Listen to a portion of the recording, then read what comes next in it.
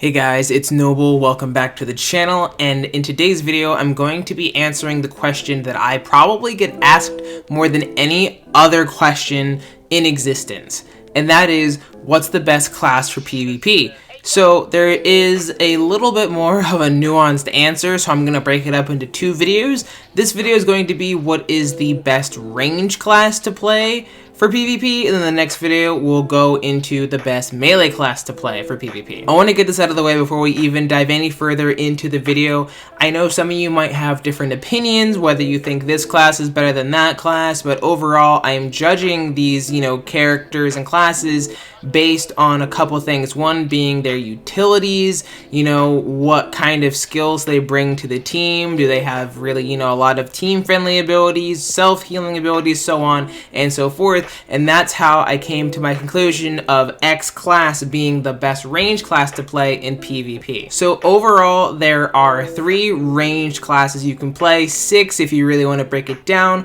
On the Republic side, you have the Gunslinger, the Commando, and the Sage. And on the Imperial side, you have the Sith Sorcerer, you have the Mercenary, and you have the Sniper. It should be said, in case you're brand new, those classes mirror each other, so the Gunslinger and Sniper are the same, the Sage and Sorc are the same, and the Mercenary and Commando are the same. They're just called different things because they're respective of their, different factions, but they're basically the exact same class, just with different animations and skills. But it doesn't change the fact that the fundamentals of the classes are exactly the same. So we're just going to go into a little bit of a discussion about each class. Not going to make it a super long video, but just so you guys can get a good understanding of what the range classes are, so and what might be the best fit for you, the Sniper and the Gunslinger.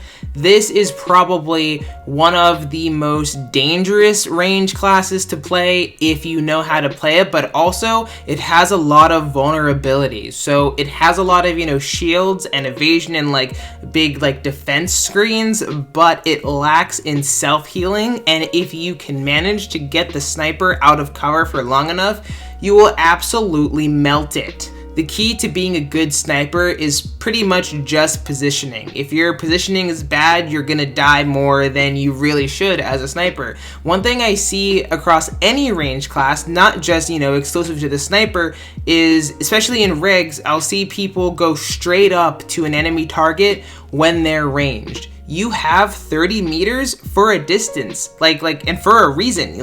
Stay away from melee classes and other range classes that you're fighting. If you're a sniper, you can literally sit 30 meters away from a node. Let's say you're on Alderaan Civil War, and you can do your damage from 30 meters. It forces all of the melee classes to try to chase you and come into your range. You can stop them with leg shots and flashbangs to continue to keep the gap as far as you possibly can.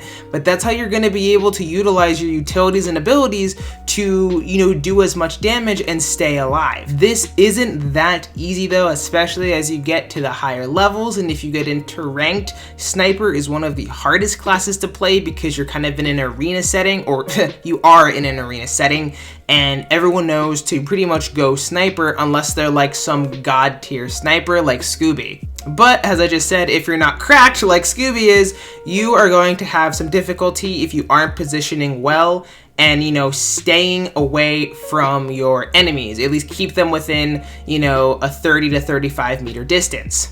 Snipers pretty much got their own phase walk now, so their survivability and escape mechanism is a little bit better, so just make sure you're utilizing that. Sniper does not have really any self-heals. You could take the utility that gives you some health when you roll, but that's one of the Sniper's biggest problems, is that there is no self-heals for it, at least enough to really keep you alive for a long time, like I said, unless you know exactly what you're doing. Alright guys, for the next class we're going to talk about the Commando and the Mercenary. This is probably the more, new player friendly, you know, kind of class. You have a variety of different skills and things you can use to obviously, you know, keep your opponent away. Things like Electro Net, Electro Dart, and Concussion Missile. Like, you've got a lot of good things there, you know, to help yourself out. One of my favorite things about the Mercenary is just how mobile it is. You basically can do most of your rotation moving,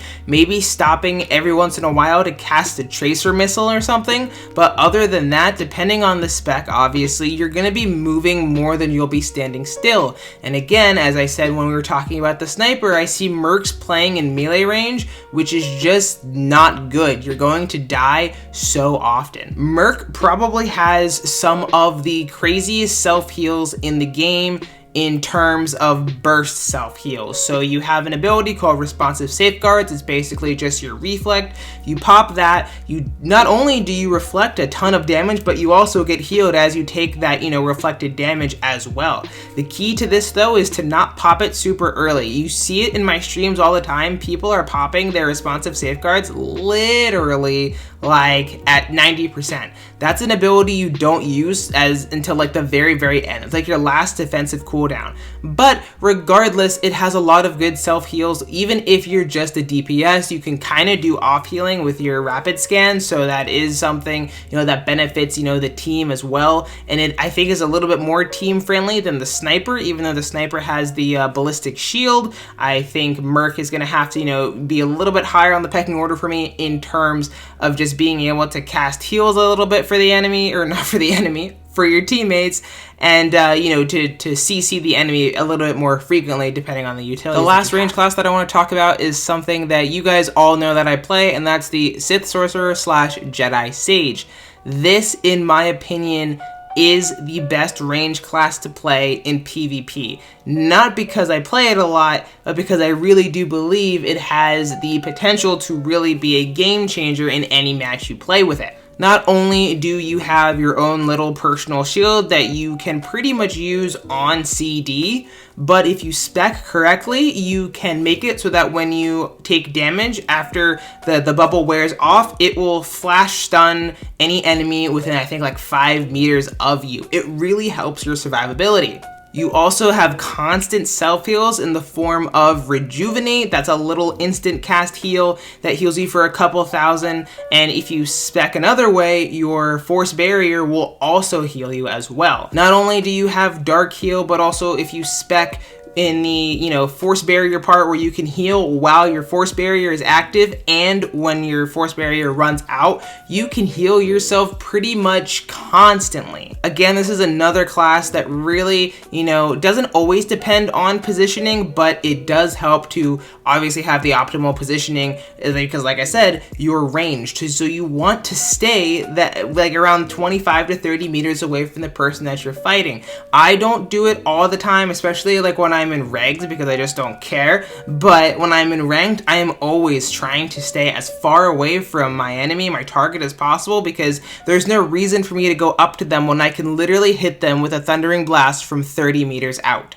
Obviously, Force Barrier really takes the cake in terms of, like, you know, defensive abilities, because you literally won't take damage for like 8 seconds, and if you spec into it so that it heals you, you're literally doing your team a favor by bubbling very late. So like when you're at like 20% health, or as low as you can possibly get before you think you can pop it, you know, it kind of comes down to being a judgment call. Usually what I see is a lot of Sorcs get really scared and they bubble at like 50% when they start taking a ton of burst damage, but I always try to wait until I'm under 20%, because I know my reaction time is that fast that I can pop it at 20% and not worry about, you know, getting globaled or something like that.